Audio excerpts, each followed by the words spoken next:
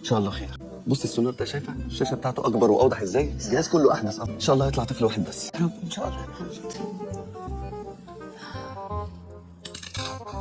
شفت الحركه دي؟ الدكتور التاني ما عملش الحركه دي. ان شاء الله هيطلع طفل واحد بس. ان شاء الله يا محمد. اقول لك حاجه، ان شاء الله هيطلع حمل كاذب. شو الدرجه يا محمد؟ سبحان الله. خير يا دكتوره، في ايه؟ مدام مبروك، انت حامل في 5.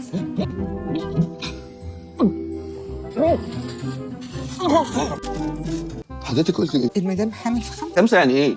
عادي يا استاذ محمد، بتحصل. يعني يا دكتوره احنا نعرف واحده تبقى حامل في 2.